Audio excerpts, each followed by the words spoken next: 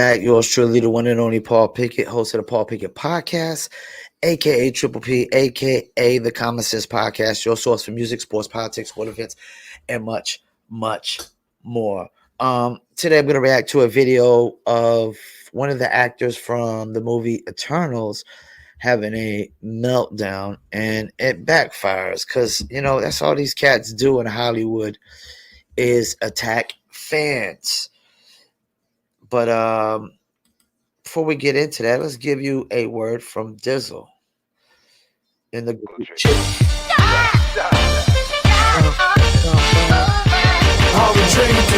Me and my team, whenever we link up, they wanna be drink up. We sit down and relax and have few glasses when there's things to think about. Like I'm nice with the boss when I tend to the bars and I'm not talking drink ups. So tell the bartender that tend to the bar to please pass me a big cup up. And tell that waitress is waiting on us to put a little ice in it. Now watch the ice become weightless like the spaceships that I be sitting in. No wait and listen, no, they're waiting for that tropical twist that'll tickle your taste buds. Now taste some. Yo, I insist, it's the Dizzle.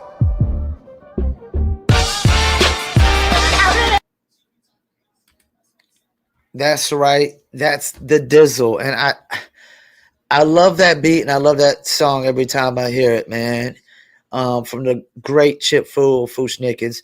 But enough for them. It's all about Dizzle right now. Dizzle is a premium luxury liqueur mixed with agave tequila, French cognac, and orange liquor mango mix. Throw your Dizzle on ice, and it's nice. If you want to order your very own bottle or bottles of Dizzle Premium Luxury Liqueur, go to DizzleBrand.com, click on our locations, click on one of the top 3 website links. I recommend Emilio's Beverage. Below that is actual locations in California, Oklahoma, Kansas, and Arkansas. And also, don't forget, you must be 21 and over, and shipping and handling is included when you order online. And don't forget the Dizzle Brand merch as well. Go to DizzleBrand.com, click on Merchandise Store, or go to Etsy.com, Etsy.com/shop/Dizzle Brand. That's Etsy.com, Etsy.com/shop/Dizzle Brand. And take it from me, from a cat that's really a smoker, not a drinker. I believe in Dizzle 1,000%. All right, so let's get into it. This is the actor, the Indian actor from Eternals. And I think he's going to have a meltdown because there's not enough. There's only white people playing villains in Hollywood. I thought that's what Hollywood's agenda was, is to make the white man the villain. Let's keep it moving, though. This has to be one of the most hilarious woke backfires that we have seen come out of Hollywood yet. This is the epitome of you reap what you sow, get woke, go broke. So actor Kumail Nanjiani is angry. Only white guys are playing villains these days. And it gets even more hilarious as he goes into an entire meltdown tirade over this entire thing. So Kumail Nanjiani was told people don't want to cast non-white actors as villains. The Eternals actor suggests progressive-minded Hollywood decision makers are limiting the kinds of roles that people of color can play. Like I said, this is a total backfire. Yeah, you know, before he really gets into it, that's not what this is about. I'm telling you, this is about Hollywood's woke narratives. You know, they want the white man playing the villain because apparently being white is the most evil thing to be. You know, nowadays, all white men are evil. They're the devil. They're white supremacists. They're racists. They're land stealers and whatever else you can come up with. But let's keep it moving. So let's get into this whole story here. Privileged, humorless, affirmative action recipient, and infamous Kumail Nanjiani is always crybabying about something. Now he's mad because Hollywood's understandably terrified that members of the woke Gestapo, like Kumail Nanjiani, will get upset if someone other than a white guy is cast as a villain. I think that Hollywood now, even though they're trying to be more diverse, is still weird, the actor says. The problem, Nanjiani wagers, is that good intentions can sometimes lead to misguided solutions. See, it's never good enough for these people. They want to live in a world that is so perfect in their eyes that it's completely unachievable and completely unrealistic. I agree. This is what happens when you grow up with the most privileged, self-entitled mentality that we have ever seen in the history of the world. I agree. That is exactly the type of people that Kamal is. If the bad guy is a brown guy, what message is that sending? And that's just as limiting as anything else. He says, I want to play more bad guys. I want to play more bad guys. See, and that's the problem. Hollywood doesn't want to. It's like what they did with the Woman King.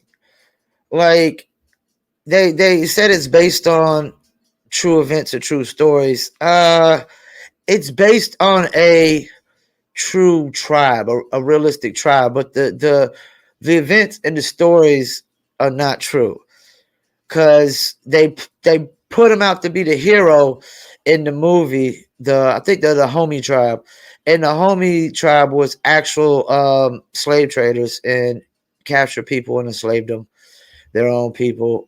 So yeah. But the movie portrays it as, oh, the white man came in and they're doing all the slaving and conquering. When it's not true, because the French is the one that had to force the Homie tribe to end slavery by basically going in and having a battle or war with them and fucking them up. So, yeah, Hollywood doesn't – they want all white men to be painted as the evil villain, the devil, the racist white supremacist that we supposedly all are. Let's keep it moving. But nobody wants to cast him because they're terrified. Everyone's walking on eggshells now in this new woke world that we're living in. And because they know that no matter what they do, there's going to be some sort of outrage from people like him. Nanjiani would like a career as varied as his Marvel stablemate Sebastian Stan, who can flip from superhero to serial killer. Nanjiani watched Fresh, in which Stan plays a charming organ harvesting cannibal. He does these big Marvel movies, and then he'll play a psychopath. I was told that's going to be hard because people don't want to cast non-white people as bad guys. Huh, go figure. All this is doing This is proving is my point. the ultimate self-own. Oh my gosh, this is so funny. And I don't feel bad for these people. I don't feel bad for people like Kamal who can't get roles as as villains because people in Hollywood don't want to cast them as such. I'm sorry this is happening to you. Say what it's like crying yourself to sleep on a bed made of gold and Kleenex made of $1 million bills at night. You know, these anti-art Nazis have been running around for years, decades really, whining about typecasting, which has always been a lie. In popular culture, straight white guys have almost always been either the villain or the arch villain behind the black or brown villains. But now the woke McCarthyism, a religion Nanjiani spreads like Elmer Gantry on meth, has made movies and TV so predictable that skin color and sexual orientation automatically tell us who's virtuous and who's not. Now that Elmer and Nanjiani got everything he wished for, he's still crybabying. What do you want? You have everyone terrified. If they dare ask you to play a villain, they have to worry, and not without cause, that they will end up in your Twitter blacklist barrel. 110%. You've brought this on yourself, Kamal. You know what? Let me chime in. I think he said earlier, it's just once you go woke, you can never be woke enough. Woke eats woke. It's just you can never. You got to keep moving further and further and further out. Once you go woke, you know it's just never enough. And like this, the reason, like I'm telling you, the reason they want to cast only white people as villains because they want to portray all white people in society as the only villains. You know, we're the only bad guys. We're the only people capable of doing evil.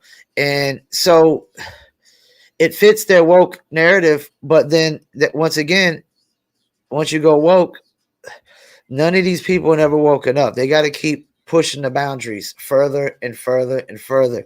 Change the narrative, change the definition of things, you know, just to push it further and further. Yeah, man. These people get what they ask for. Like, when I want to be, you know, when it comes time for me to watch entertainment, I don't want to be fucking lectured and shamed into have to be entertained. Like when Bros does, like if a straight white heterosexual male like me doesn't go watch Bros, you want to try to shame me. You know, that movie isn't made for me. And if it was at least, it's supposed to be a comedy, but it's not even funny. If it was at least remotely funny, I might would watch it. Funny is funny. I don't care who you are. Funny is funny. Entertaining is entertaining.